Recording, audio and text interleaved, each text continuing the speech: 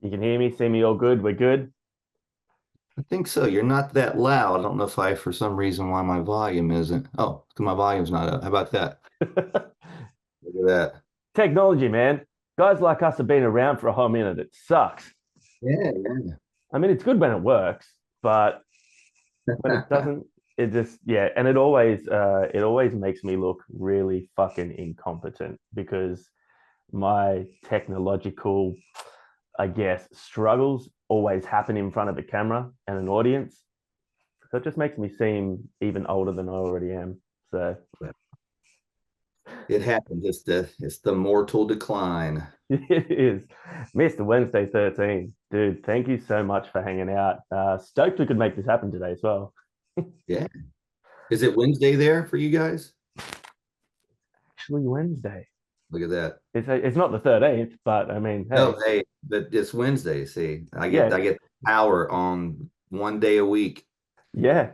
This One was day a the week. A couple times a year, I get the 13th. So. That's pretty good. That's pretty good. That must be a pretty monumental occasion when it does actually fall on Wednesday the 13th. Never thought about it even being a thing like that when I started using this name. Never thought of the possibilities of the idea. If I would have had that marketing genius idea when I thought of this in like 95, I would, if I had that kind of, I would have planned everything. But this is just all like, oh, Wednesday. People just started, and then people make the jokes of hump day 13, and then the people going, oh, why not your, yeah, and some people see my name and they just automatically, they can't even though they see Wednesday 13, Yeah. their brain says Friday the 13th. That usually happens amongst all the older people. Like Friday the 13th. Like, Yeah. did you learn how to read? Yeah, but I mean, look, hey, look, in hindsight though, that's also not bad marketing. It isn't. It I works mean, out. It worked out. I mean, I could have been a month, but I'm a day of the week. I get one day a week. That's not bad. yeah, well, there's, what, like 52 weeks in a year. So you get 52 days in a year. That's not bad. I didn't think it's all about numbers. It's It's all all about. about 13. Hey, and speaking about numbers, dude, 20 Yes. years since the first Murderdolls album, and you're finally getting to bring those songs back to Australia. Dude, what a 2 years now. When we hit this new year, yeah. 22 since the album came out. We'll be 22 in August. So we're in that That's little on the yeah. yeah, that's insane.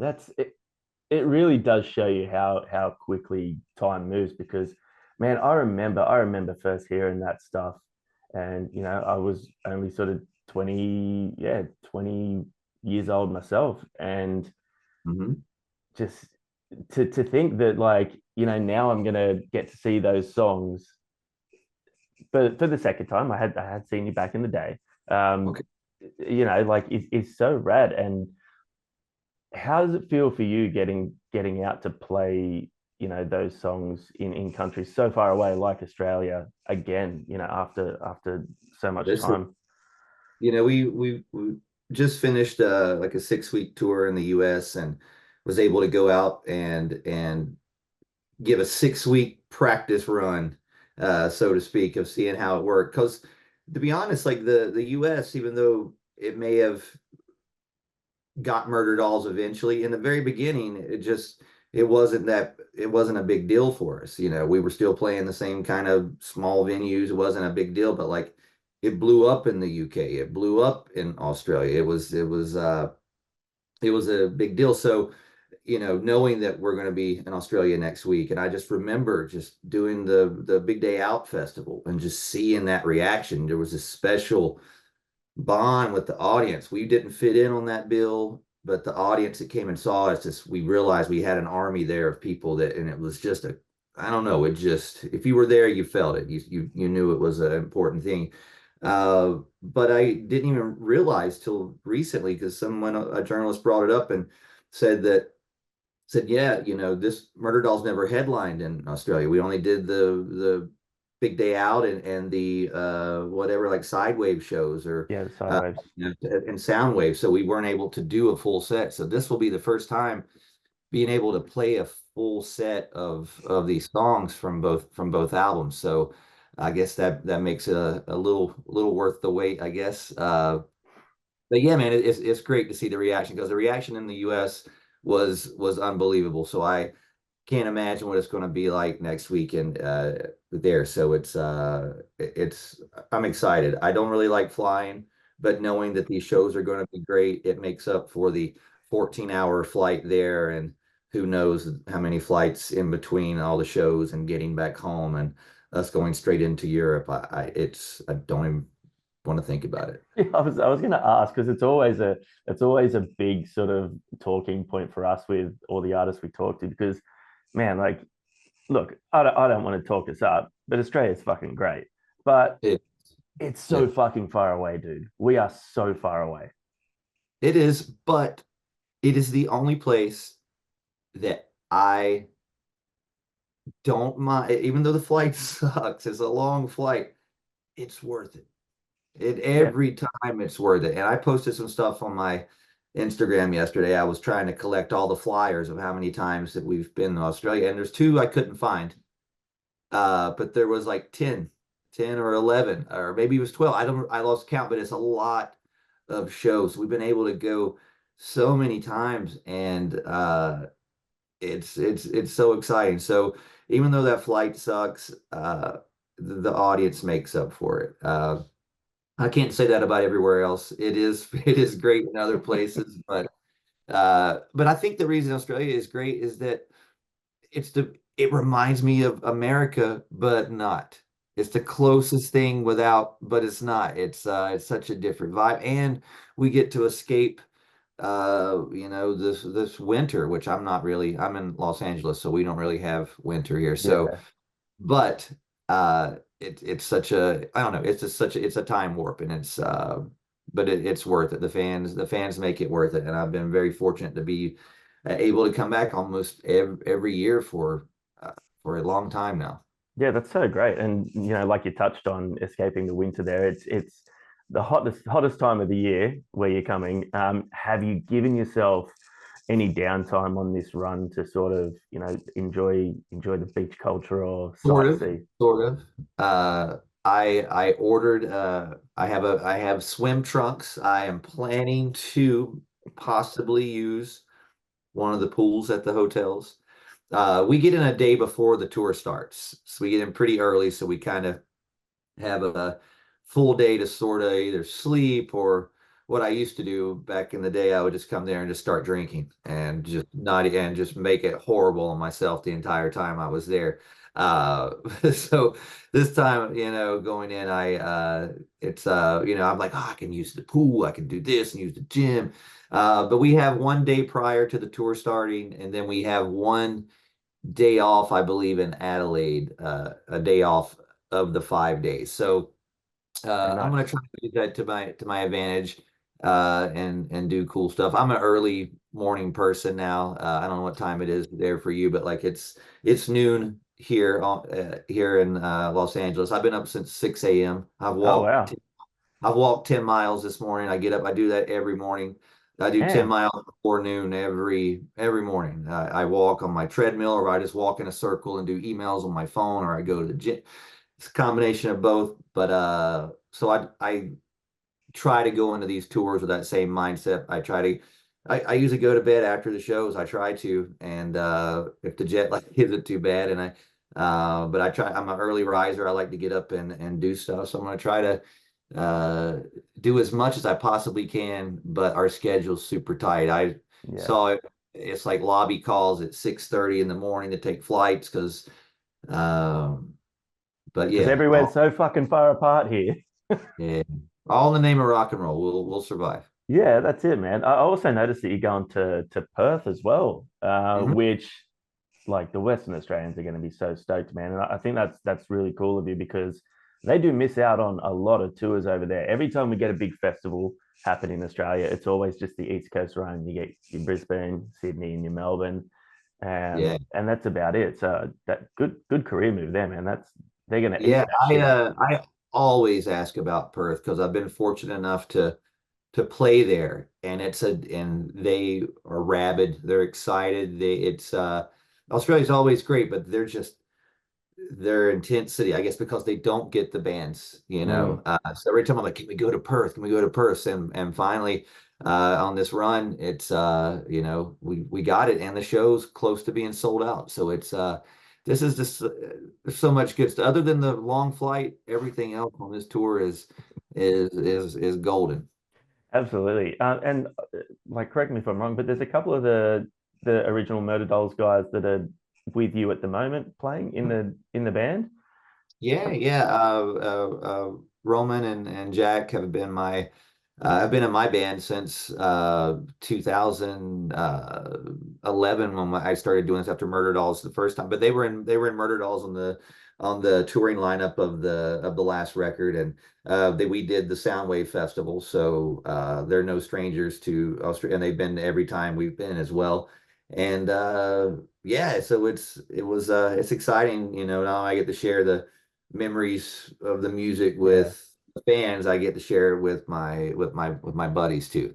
Yeah, for sure. And so obviously, I don't want to talk too much about the whole Joey thing, but obviously it must have been, jumping into doing so many Murder Doll songs. How was that for you initially? Was there sort of any hesitancy, or, you know, did the emotions sort No, of come in waves when you started playing these songs again? yeah, and they still do, and it's always, you know, I guess when we first started rehearsing, you know, emotions come back when I'm first just revisiting these songs. Uh, but I think the emotion really comes out. I got a ton of stuff going through my head when I hear these songs anyway. And I'm able to compose, keep it together. And but when we do it live sometimes, and I do speak of Joey, and I don't try to make anything sad or anything. It's a celebration.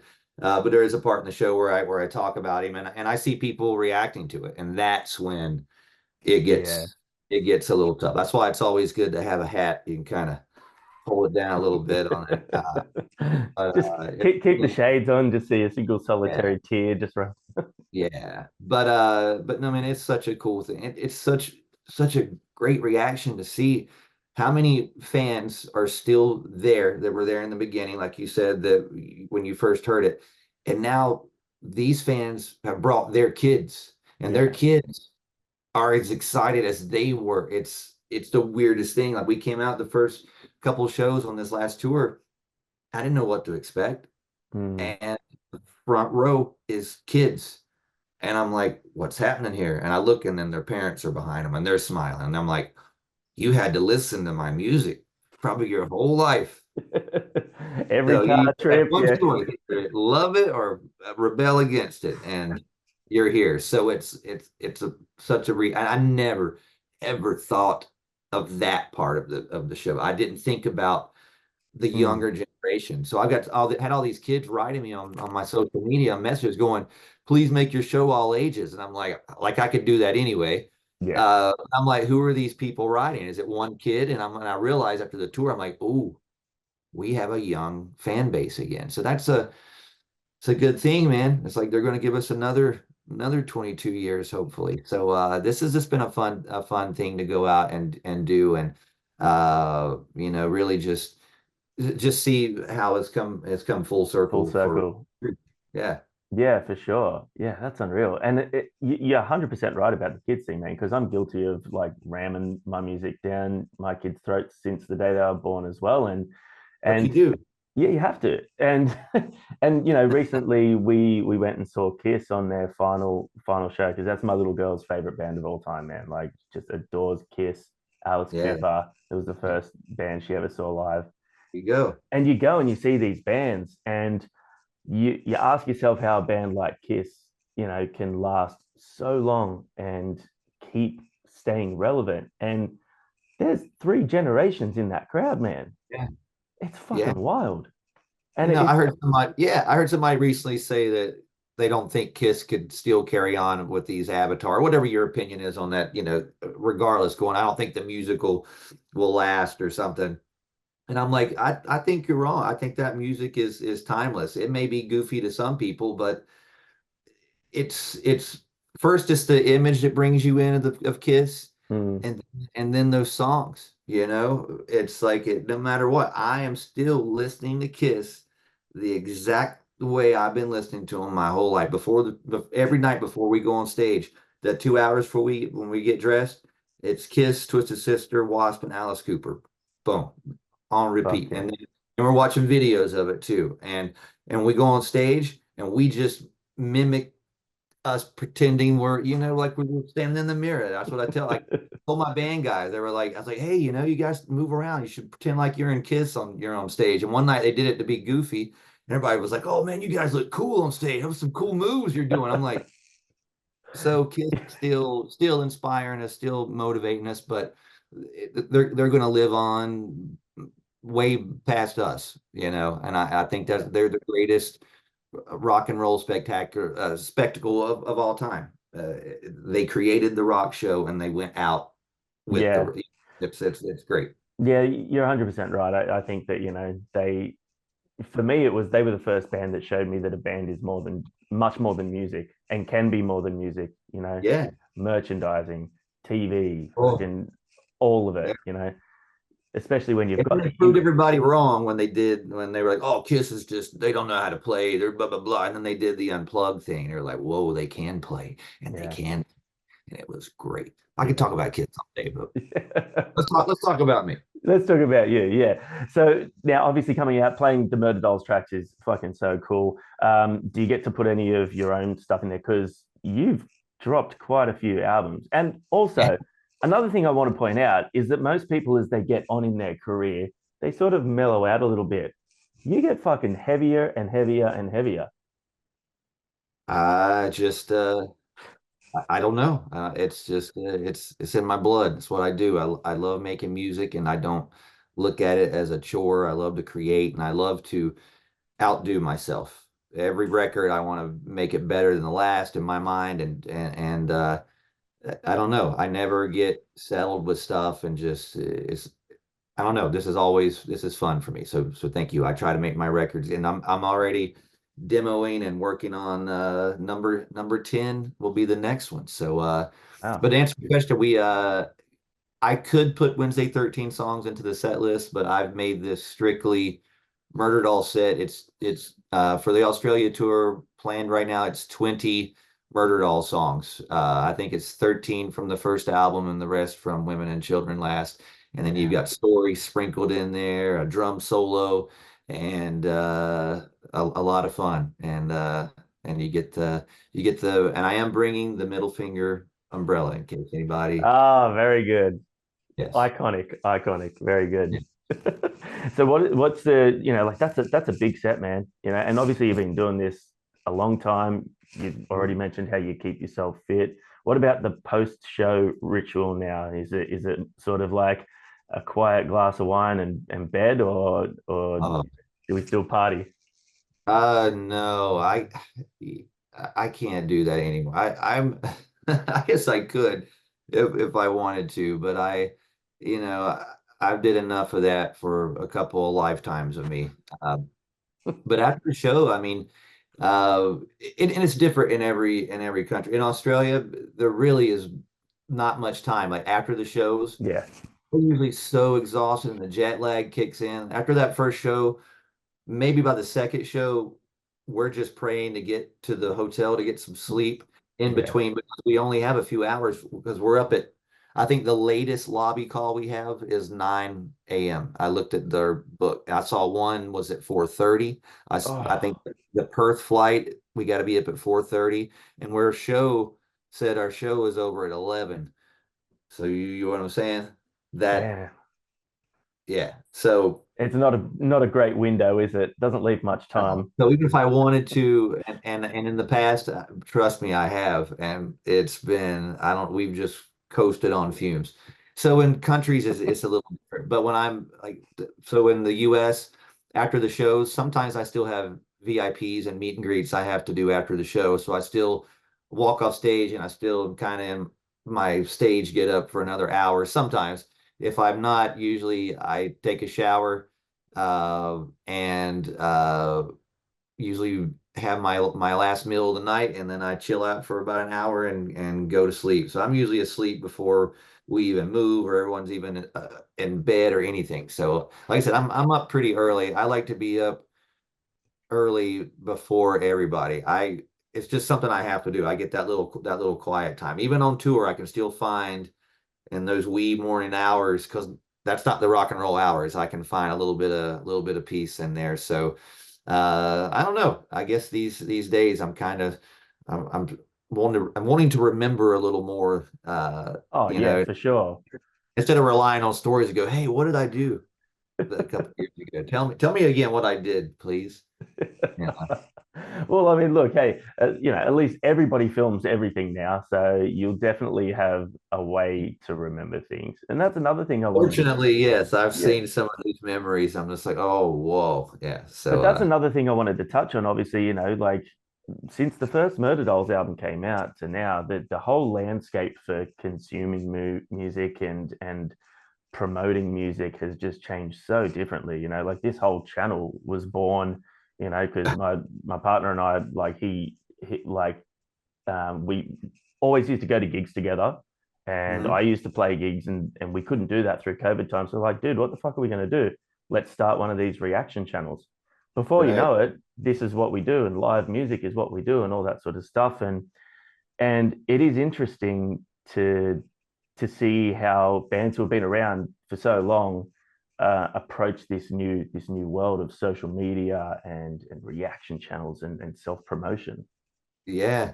I was just thinking about this morning. I was making my coffee, and I don't know why. I was thinking, I just watched a video on YouTube, and I was from our last tour, and I was a speech I was making about, I was like 20 years ago is when this started, and I was doing a little, whatever my speech was from the last tour. And I started thinking, I was like, yeah, 20 years ago. I was like, people were buying CDs. That's one of my parts of my speech. I go, some people don't even know what a CD is. They don't see them anymore. But I started thinking about everything else. I'm like, well, the biggest thing is the telephone. Like there were cell phones, but you weren't texting then. Yeah. That was maybe a year or two after. Texting came in, I don't know, 2006, 2007, maybe. But the before that, it was just the phones, and they just kept getting smaller and smaller, and the little flips. And I remember seeing Joey Jordison's phone. And I was like, "Oh my God, this is a space phone." He's like, "Yeah, it's pretty expensive. It's only like $3,000 a month." I'm like, "Whoa!" And it was just, I couldn't believe he had it. And just thinking of how that phone now is just a dinosaur. But that was it. And then I think he and I did one webcast or something, and there's a picture Oh, of doing it, and we just look like it's like 2001 Space Odyssey. We're like the apes standing around this thing going doop doop, like what is it? It's uh everything has changed. yeah. Every people doing this at concerts now. Yeah. That is common. I have seen people that I know are diehards, front row, and they will watch the entire show through their phone. Isn't that wild? Man, I've seen And I people don't want take to. I don't want to be like, don't. iPads. Yeah, I don't see that as much. Maybe in the back, but up front, people will watch through the whole show, and Mm, they'll take a picture and they'll live. It, it's a whole other world, and I don't. It's not what I would want to do, but I also, like I said, I grew up. I'm a dinosaur, and this is technology, and people as long as people are listening to the music, that's the number one goal. yeah. uh you know People have a way to hear music now that's beyond what it used to be. Like, I guess the internet now is the equivalent to the bootleg tape. What I used to get, Yeah, it there's really is. all this stuff you can't hear. Yeah. uh but I'm the collector, as you see behind me. I collect, so I want the physical product. That's never going to die for me. And that's why I love Kiss. Yeah. Uh, but yeah, everything is so different now. Yeah. And it's but I've embraced it. I haven't been I get my grumpy old man, I don't want to do this kind of, but I do all my social media myself. I've kind of mastered Instagram. I'm pretty good at it. I'm good at, I can do some stuff on there. I don't know how. I learned how to do stuff on just bored. Yeah, we had Uh, nothing else to do, so I hate Facebook more than anything. I don't know what cretins crawl onto that page just to post. There's the good people, but then there is just chuds, I'll call them. yeah, good Chud word. Yeah. chuds come out on there. Uh, I think but people just want to like they just want to be provocative as well. They just want to poke the bear. They just want to say things that are going to be controversial and piss people off. And yeah, that just seems so much wasted energy.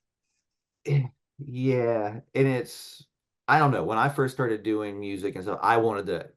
I was into the shock aspect. I wanted to get people to. I didn't have this platform to do that. Yeah. I had to do it through my music, you know.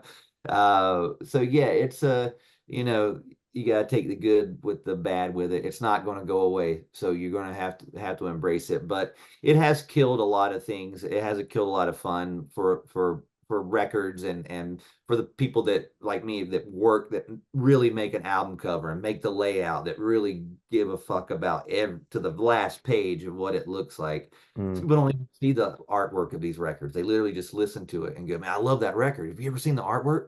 No.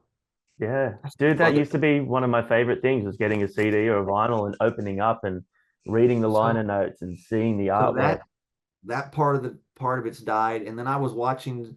I just I'm on my treadmill a lot. And I just watch YouTube videos and I'm recommended videos, and I'll watch my videos, and I watch. I'm just always watching shit, and I'm looking at my videos from my last record. I'm like, oh, that's had that many views and that many views, and I'm like, well, I wonder why this one had this many views and this and this, and I just realized that like people don't even care about videos anymore. Like uh, back in the November Rain days, those are $1 billion videos. Oh yeah.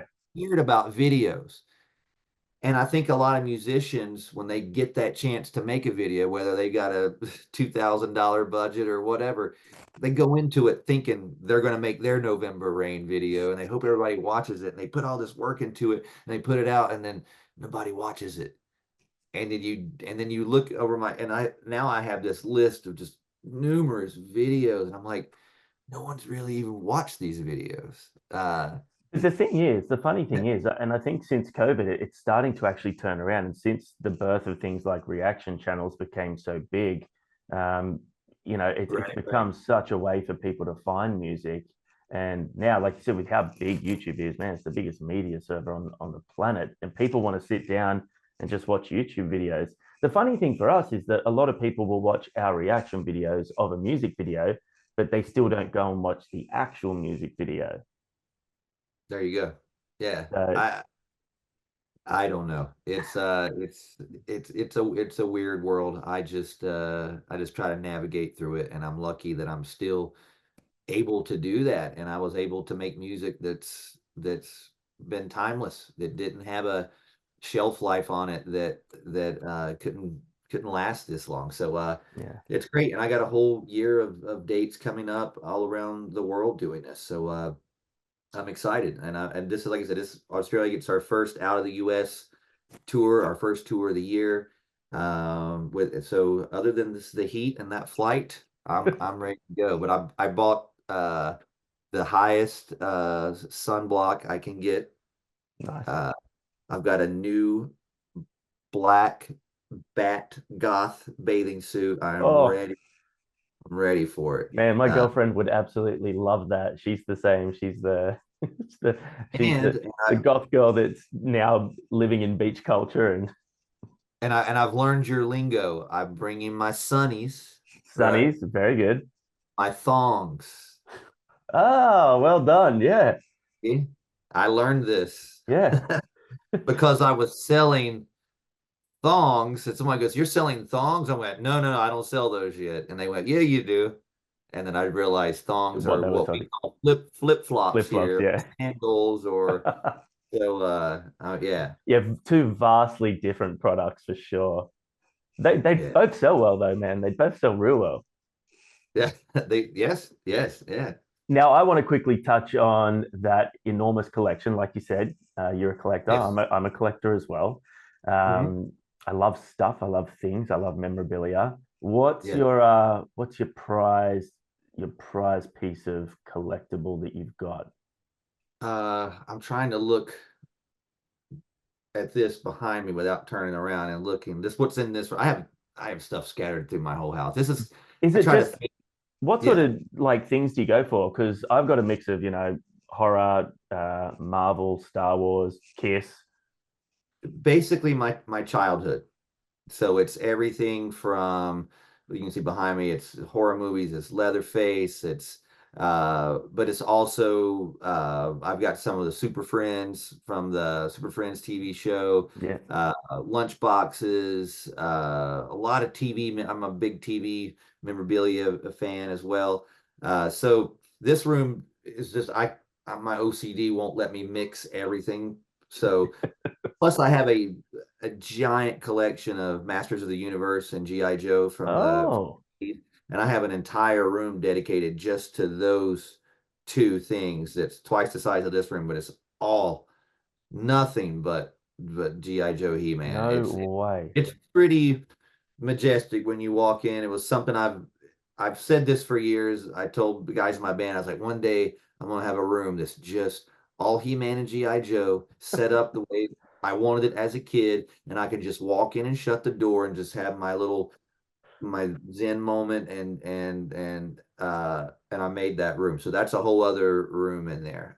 Yeah, But yeah, right. this is all the horror 80s mixed stuff. And then my living room and all that area, that's all the Universal monsters, all the black and white era stuff. So I got a whole theme. And Nice. so yeah, that's just yeah, I grew up on this stuff. I still growing up on it. It's still my favorite stuff, Yeah, and dude, I'm the same. And it's insane how big a market there is for that sort of stuff. And there's an Instagram page I follow, something like I can't remember what it's called. I got it in the 80s or something, and it's just all stuff from the 80s, like, and it brings back so many memories for me. And some of that stuff is worth an absolute fucking fortune now. yeah, it's crazy because I have a lot of older stuff, but most of this stuff, maybe, I mean, is all, I guess, newer stuff, 90s forward. Yep. But I do have some, in the cases behind me, especially right there, that's my gold vault there. That's got like my Kiss dolls and Buck Rogers and all this stuff from my early childhood. But yeah, this stuff is like a fountain of youth for me. It keeps me young, and my fans have learned that I like this stuff, and they bring me all of this stuff now, new and old. Oh, So that's awesome. a good portion of my collection and little pieces here and there are stuff that fans have given me. And I'm looking behind me. There's I think, an Indiana Jones lunchbox I got for my birthday. A fan had mailed me So good. recently. Temple of Doom original lunchbox, and Wow. so yeah, just uh, I'm very fortunate that I get all this cool stuff. So when I go to Australia as well, people bring me a lot of gifts, and I usually go back with twice the luggage because I'm getting all these presents. And Yeah, yeah, dude, I'm the same. I've got a Japan trip coming up in oh April, and I've already warned my girlfriend that when we get to Japan, I will be purchasing an additional suitcase to bring all yeah, the stuff home because I'm gonna you're just going, go wild. yeah. Good luck there. That's gonna be fun, man. Yeah, it's going to be great. Third time going. Kids are a bit older now, so they'll love it. But hey, I know you're a busy man. I've got to let you get going shortly. But I just wanted to also, horror is such a huge part of your career and your life and your sound and your image. I don't ever get to talk about horror on the channel because Nathan hates it. He can't watch Okay. horror movies. Yeah, and it fucking bugs me to no end. But All right. how do you feel about the state of horror at the moment? And has there been anything that's really, as someone who's loved it for so long, has there been anything that's really sort of ticked all the boxes for you as an old school horror fan? And what are you excited for? Is there anything coming up that you're excited for? I wish I could say there was something that I was into the newer stuff. But first off, I don't know that much about the newer stuff to even say this sucks or whatever. Yeah. I am so consumed in all of this older stuff, and there's so many movies that I didn't see that I'm watching that are like new to me, even though they're from the 80s or 70s or whatever. I just the newer stuff, um, when the CGI took over those Mm. practical effects, it killed it for me. And it just started to look like a video game to me. And somebody goes, well, it looks stupid, the old stuff. I'm like, yeah, it does. But I love that. And I knew it was some practical effects and some applesauce blowing up out of whatever. I don't know. The CGI things killed it for me. I wish it didn't. And there's some things that look amazing. I'm not saying everything, but but just the horror movie stories, it's just a lot of it's just a lot of rehash from the 80s stuff that really wasn't good. And I guess some of the 80s stuff was a lot of rehash from the 70s, but I didn't know about it. So Yeah. it's just not on my radar that much. Of course, if there's something really good, and people, oh, you got to go see it, I'll go see it. I see most of the remakes eventually, but I don't usually go out of my way to go see any anything. There's just nothing really excites me. So I'm still just buried in all the retro stuff. But I hear there's good horror films out there. But whenever I watch stuff, it just gets boring to me. It gets predictable. Yeah. So I just want to make my own movie. So maybe that's next on my Oh, things to do, and I'll make the movie I want to see. So yeah, 100%. Hey, whenever that happens. So any people out there that wants to invest some money, I got movie ideas. I got at least two. what would be your first movie? What stories have you got? What would be the first horror movie that Wednesday 13 would create?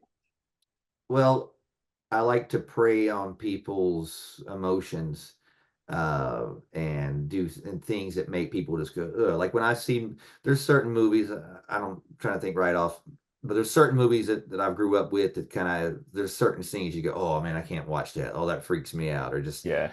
things. I always think about that. If I ever made a movie, what could I put into a movie or something that would just really affect someone? And you said you have kids, so you're a father. I'm a father. I got a daughter. I have a granddaughter, and I have a cat which I love as well. I've just got that fatherly thing. So when your kid's really young, and if you're very protective, I'm sure you are. Like you just protect your kid, and you always hear, protect that soft spot on their head, right? Yeah. You got to keep that. You protect that baby's head. What if someone preyed on the soft spots? Oh, that's grim. Yeah, you go into bed, you're like, oh, it's been a hard day, I've been burping that baby. I just needed this 3 hour nap. Dude, the dude crawls into the window. He's hovers over the baby crib and he just takes the baby and the little baby's just what? So he just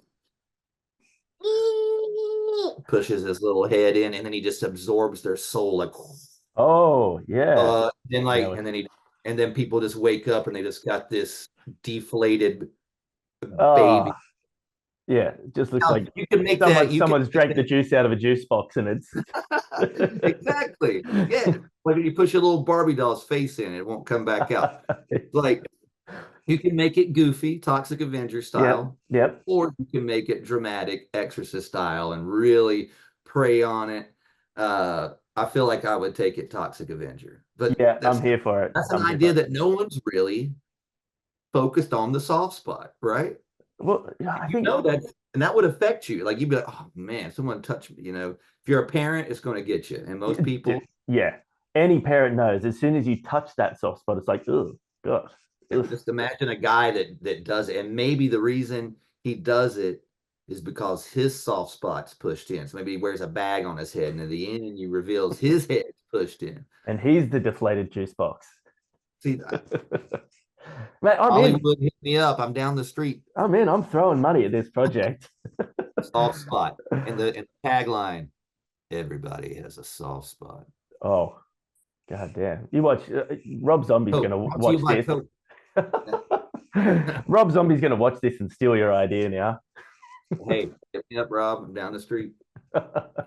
Well, dude, thanks so much for hanging out. Really looking forward to seeing you in, oh, damn, it's a week Next and a week. half. Yeah. So Jeez. next week, Actually, Yeah.